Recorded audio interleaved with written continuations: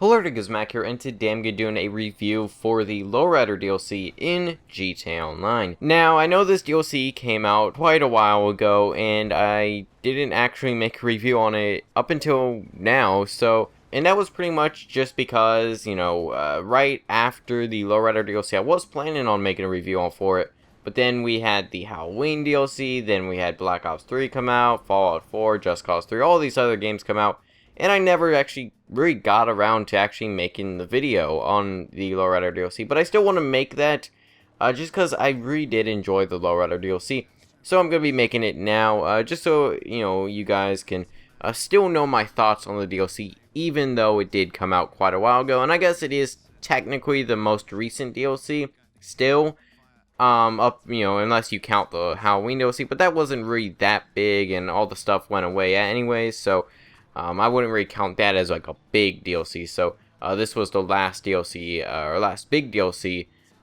So I still wanted to make a review for it, just because I've done that for pretty much, I think, every DLC since the LTS update. But first off, I want to say that this Lowrider DLC was very, very good. Possibly one of the best DLCs in GTA Online. I just want to make that clear in this video because it was amazing. It was a great DLC. And I feel like, a lot of people agree with me on that, just because there's not really much that they did bad with it. It was sort of a safe DLC, a lot of DLCs that Rockstar does do are safe, and, sort of like the free mode events DLC, that's a little bit more out there, that's a little bit more risky for Rockstar to make a DLC like a free mode events update, just because it didn't have any content, and a lot of people didn't like it. The big thing about this DLC is the Lowriders and the Benny's mod shop. This was pretty good, actually. I really did enjoy Benny's mod shop. It was fun just seeing all the options, and while it was a little expensive, I feel like a lot of the options were quite nice. A lot of unique options that we haven't seen ever, and I feel like a lot of the DLC vehicles really didn't have that much customization anyways. Like, sure, some, vehicles in like the hipster update and stuff like that, they had a little bit of customization, but never really this much. And sure, a lot of vehicles do share a lot of the customization. It was still nice to just see all the options, but kind of sadly, it was only on 6 vehicles. That was you could argue that it probably took them a lot of time to make all these vehicles and all this customization for these vehicles, but it would have been nice if we could have put a little bit of these options on other vehicles other than Lowriders. Of course, like, maybe hydraulics wouldn't work and some other stuff wouldn't work on, sports cars or something, but it would be quite nice if they opened up Benny's mod shop for other vehicles, like just, sports cars, muscles cars, stuff like that, that aren't necessarily Lowriders. I think that would be kind of nice, because the stuff's already there. So overall, the vehicles were pretty good, and while we didn't get many new vehicles, all we got was the faction and the moonbeam, we did get, all this customization for these vehicles, which was awesome. The vehicles on this DLC were pretty good. Were actually quite great, just because we haven't seen anything like the Benny's mod shop before. The mod shop that we have in the game right now, it's okay for, some upgrades, but it's never really, like, there wasn't really that much customization. Now, moving on to the weapons I feel in this DLC were possibly some of the worst that we've ever seen in a DLC.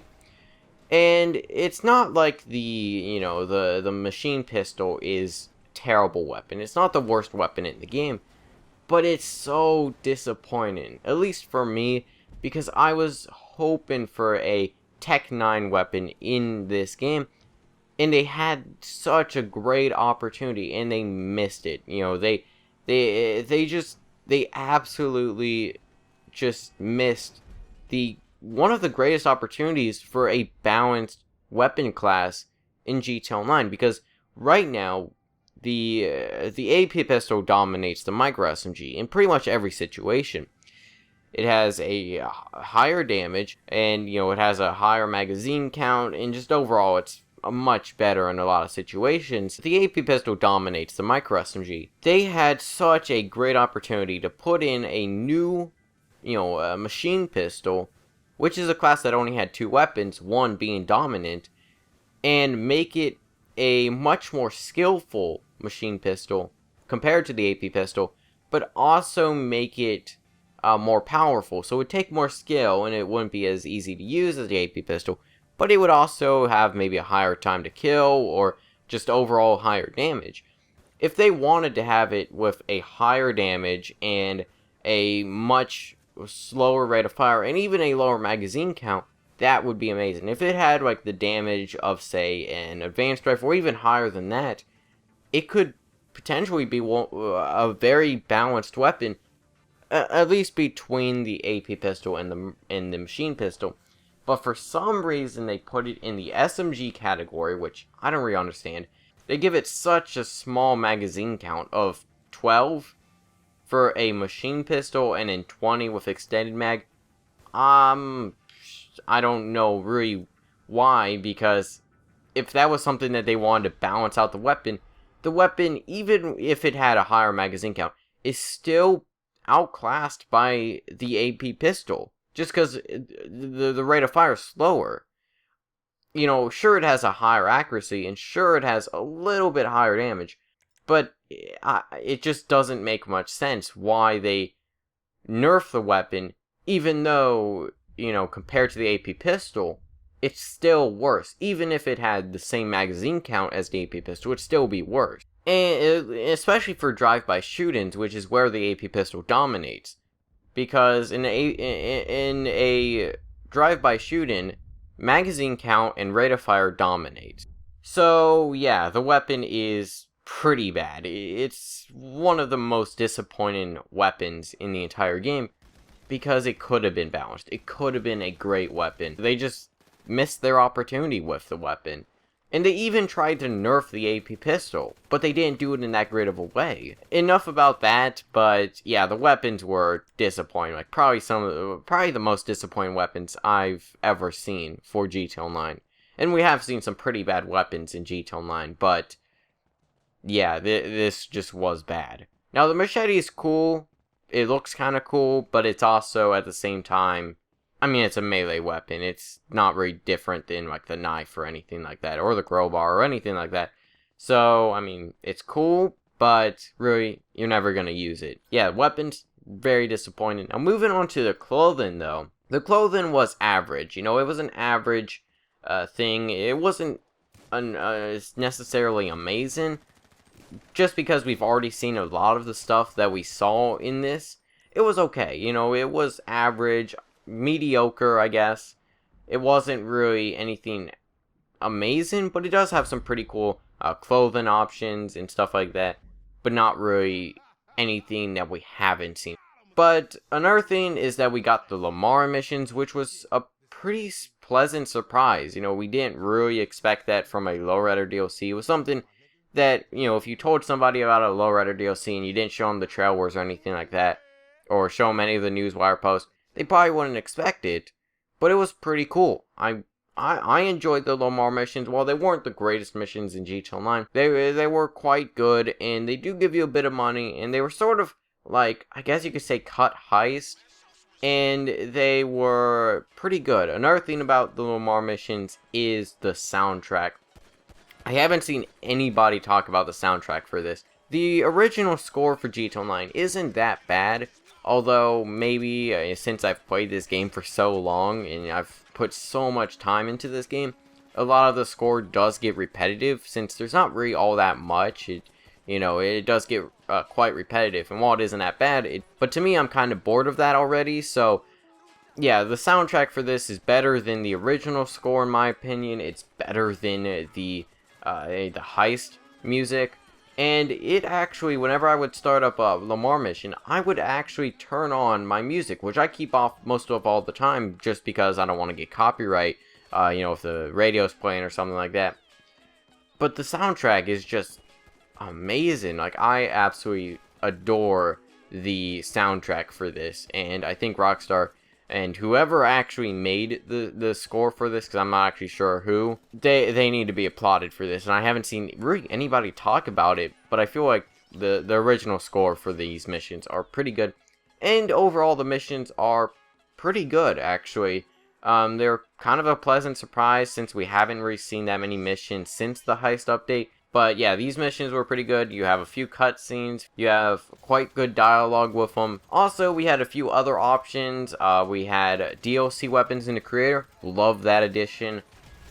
And we also saw the destroy last place option. That was pretty fun. I haven't messed around with it too much, but it is a pretty cool welcome addition. One other thing is the adversary modes. I personally don't like them at all.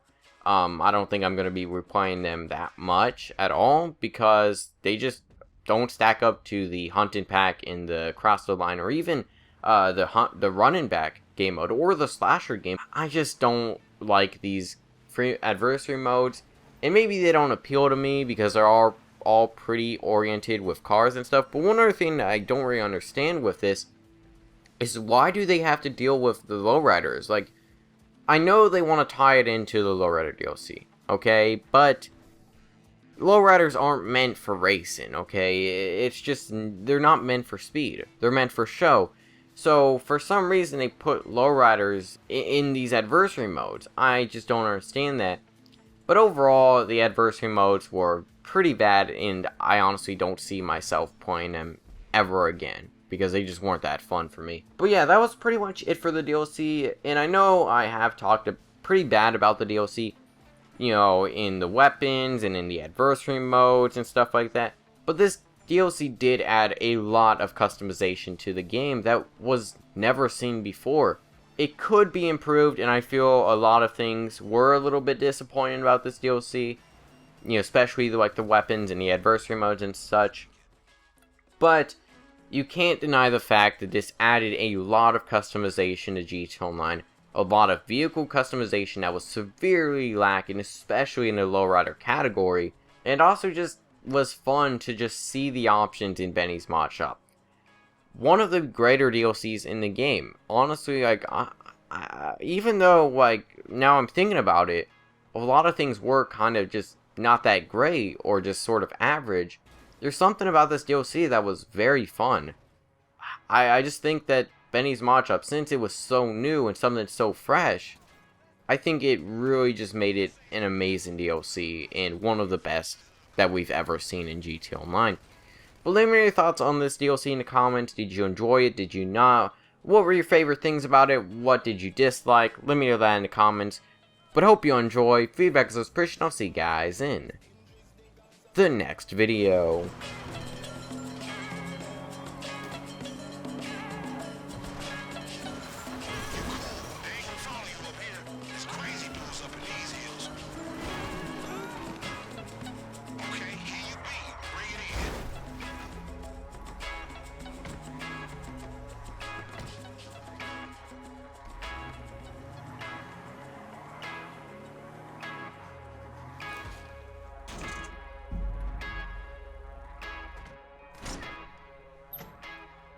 That's it.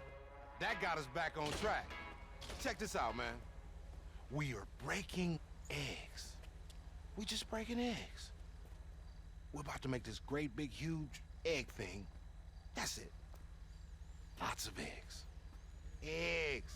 Motherfucking eggs. Gangsta shit, nigga. Poetry, man. That's what the world needs. A handsome, charismatic, well-spoken leader like myself. That's what I bring to the table. And lots of motherfucking eggs.